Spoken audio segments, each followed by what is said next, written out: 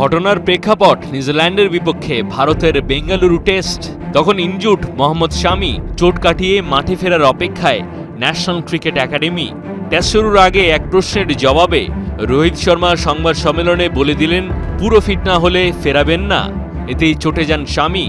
ভারতীয় সংবাদ মাধ্যমগুলো বলছে, দেখা করে কেন তাকে নিয়ে এমন মন্তব্য করেছিলেন সেটা জানতে চান পেস বোলার। ব্যাপারটা আলোচনার মধ্যে সীমাবদ্ধ থাকেনি। ওয়ান মিটিংয়ে তুমুল বাদানুবাদ, কথা কাটাকাটি। এর বদলাতে শামিকে ব্রাত্য করে রাখা বর্ডার গাভাস্কার ট্রফিতে।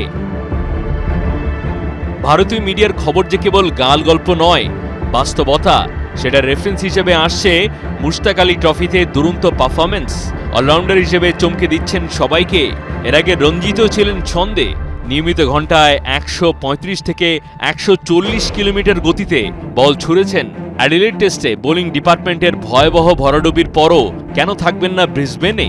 ফিটনেস যদি খারাপই হবে তাহলে ১৩৫ থেকে ১৪০ কিলোমিটার স্পিডে কি করে করছেন রঞ্জিতে, সৈয়দ মুশতাক আলী ট্রফিতে ওভারগুলো?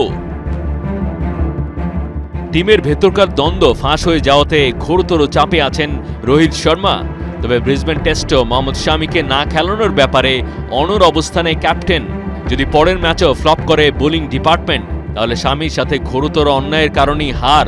চোখ বন্ধ করে বলে দেওয়া যায়, তিলকে তাল বানানোতে ওস্তাদ ভারতীয় মিডিয়া, করবে না সুযোগের হাতছাড়া।